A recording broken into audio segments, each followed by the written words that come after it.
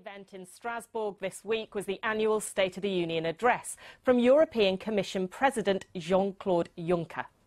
In an upbeat speech, President Juncker said the EU had a window of opportunity and should seize the chance to catch the wind in its sails over the coming years. There was only one mention of Brexit. He accepted the UK's vote to leave was regrettable, but said Brexit isn't everything and that Britain would regret it too. On trade, he said the EU should open talks with Australia and New Zealand with an aim to agree deals by late 2019. Other economic agreements with Mexico and South America are also in the pipeline. He suggested a full European defence union should be created over the next decade and that the requirement for unanimous votes on foreign policy should be ended to allow for quicker decision-making. The Schengen area, the passport-free travel zone, could also be extended to Bulgaria, Romania and eventually Croatia. But President Juncker ruled out Turkey joining the EU for the foreseeable future, condemning the detention of journalists by President Erdogan's regime. He did, however, call for the creation of some new EU jobs. A new central finance minister could be created to implement structural reform across member states, and he suggested his own post as President of the European Commission should be merged with the presidency of the European Council, saying Europe would be easier to understand if one captain was steering the ship. Here with us now to discuss this further are two MEPs who were there to hear President Juncker's speech: UKIP's Brexit spokesman, Gerard Batten, and Richard Corbett, Labour's Deputy Leader in the European Parliament. Thank you both for joining me. Well, let's start by asking you both, what did you make of the speech? It was very upbeat, as you said. It's a reminder that the rest of Europe isn't focused entirely on Brexit. They've got other things to worry about, other ideas, other proposals on the table. He put loads of ideas on the table. Of course, the Commission only proposes. That's the job of the Commission, to come up with ideas and proposals. The Commission doesn't decide. It's elected governments, and if it's legislation, also elected MEPs who decide. But that's the role of the Commission, to come up with ideas. And the key thing is, the mood there was that despite Brexit, the rest of Europe is moving on. OK, Gerard, I suspect you disagree? No, he exceeded my expectations because what he did is actually laid out the full integrationist programme on politics, economics and military issues. He said exactly where the EU is going to go. I think all that's been on hold for a while the referendum was going through. He laid it all out. This is precisely where the EU has always intended to go. It's now full steam ahead. He referred to the 27 countries who are members, not 28, so he's already discounted us, which is good from my point of view, so perhaps we can get on with actually leaving. And I think what people should understand is that if we had voted to remain a year ago, this would be now our agenda and our fate, because that would have been taken as an endorsement to move ahead with all these projects. So we're well out of it. Is there some truth in that, Richard? I mean, you campaigned for Remain, but do you support Juncker's programme?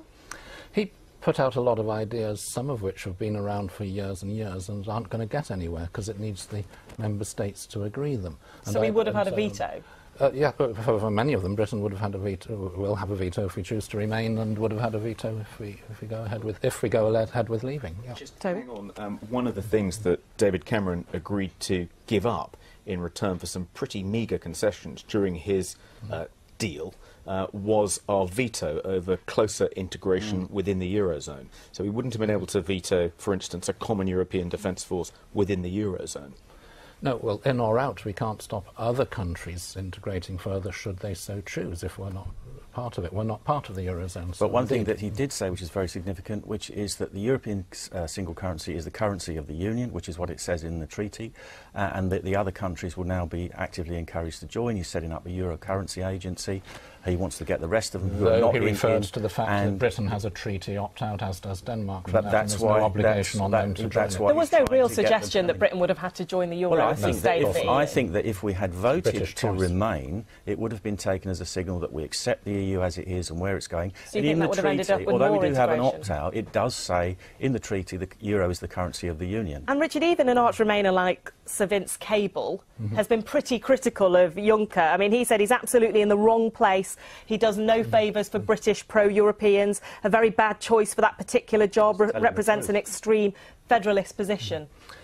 Well, that's true if you take the same view that or the same misunderstanding that what the Commission says is what happens. The Commission's job is to come up with ideas and proposals. It doesn't decide. It puts them. So you're saying it's not that powerful? It's always cajoling them along. That's part of its job, but it doesn't decide. Thank you, Anne. Something very interesting that Vince Cable said to us this week. I'm going to blow a very brief trumpet of an interview we've done for Economist Radio, where he actually says, yes, Angela Merkel should have done more to help David Cameron in the negotiations, and it's not enough just to sort of say, sad face. If you ask anyone in German government or in Brussels how they feel, they say sad, but we don't care. But in fact, that's not a policy. That's a rictus. It's a reaction to Britain leaving. But I do think whether Angela Merkel will be there for a good couple of years, and her successors, and those in Brussels, Juncker doesn't really like to engage in this argument, we'll have to think about how to engage with Britain. The fact that you're not in the Eurozone, the fact that you're not in the EU, doesn't mean that this is a very large economy on Europe's doorstep, important in many other ways. I don't think we've begun to hear a grown-up argument yet from Brussels, or indeed from Berlin, on how it wants to deal with post-Brexit Britain. And Gerard, really interesting leaked papers from the Commission this week that suggest that actually France and Germany would like to see some action on migration, perhaps an emergency break on the Schengen area. Yeah. Is there a possibility that the UK could have had a cross-Europe agreement on free movement? You're not going to stop free movement. I mean, there is a conflict there because they see what a mess they're in. But what Mr Juncker said, and it's been said many times in the Parliament by different people, is we need to solve the illegal immigration problem by making it legal. They want to have more legal routes to migration. So if you actually allow more and more people in, they're not actually legal, so you no longer have a problem from their point of view. You're not counting them as illegal immigrants. So I think there's certainly some conflict there. But I would say the other thing is that listening to the groups in the Parliament, if I'm correct, about 5 out of 7 of them were actually agreeing with Mr Juncker. It was only the ECR and UKIP, the EFDD group that were actually disagreeing with most of those leaders, especially Mr Verhofstadt, totally on side with all the things that he's proposing. And as Richard rightly says, these things have been proposed over the years, and most of them actually happen eventually. They take years, but they are implemented eventually. I think Vince Cable makes a good point that the kind of things... Who knew you'd agree? Yeah. But Juncker all the things he's been saying, particularly in this speech, are very unhelpful for those Remainers on this side of the Channel, particularly those petitioning for a second EU referendum. Because, in a second EU referendum, if there was going to be one, if Juncker said things like this, I mean, the Leavers would probably win by a larger majority. Although the Remainers would have argued that we had a two-track Europe before, and that Britain was on the other side of that federalist argument. Yeah, I'm not sure that having voted to leave, if we now changed our minds, that we wouldn't then have to actually give up many of the opt-outs that we've already negotiated.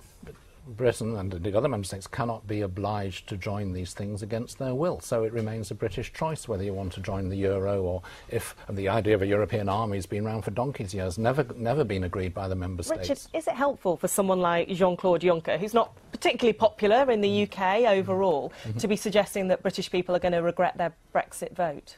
Well, he's possibly right on that, but whether he's the right person to say it, indeed, that's perhaps doubtful. But I do find people writing to me a lot saying, I voted to leave, but not for Brexit at any cost. We were told it wouldn't cost anything. How many people have written to you to say that? It would save quite a large number, and I meet them as well in the streets. Have you met people like that? I've actually been looking at Twitter today where people are saying, now that they've seen Juncker's speech, they're sorry that they voted to remain. So there's arguments on both sides. So apparently regret all round. But one thing you guys might agree on is that Juncker said in that unguarded moment, I think after a decent outing in Brussels, someone said, what's the greatest threat to the European Union? And he shouted, me.